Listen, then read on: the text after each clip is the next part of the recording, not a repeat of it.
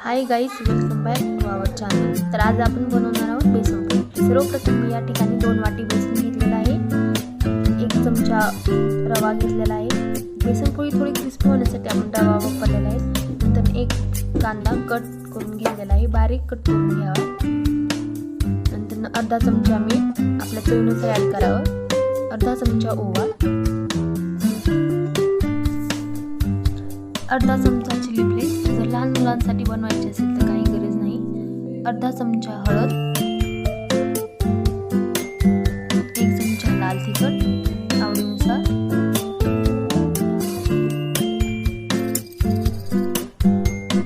बारीक कट केलेली कोथिंबीर। सर्व साहित्य टाकून झाल्यानंतर थोडं पाणी त्यात ॲड करायचं।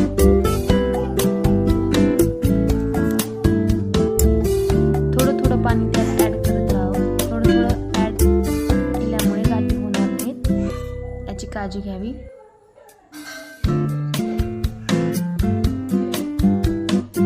परफेक्ट असं बॅटर तयार होईपर्यंत त्यात थोडंसं पाणी ॲड करत राहावं। बॅटर हे जास्त घट्टही नाही आणि पातळही नाही, एकदम मीडियम साईजमध्ये बनवून घ्यायचं।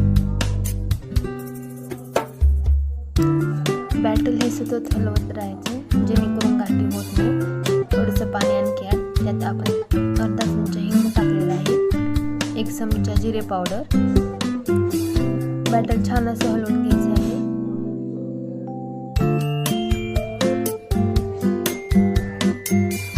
बॅटर 3 ते 4 मिनिट झाकून ठेवावं। 3 ते 4 मिनिट झाल्यानंतर पॅन गरम करून घ्यावा। पॅनमध्ये 2 ते 3 थेंब तेल ॲड करावं। तेल हे सर्व बॅटर ॲड करावं।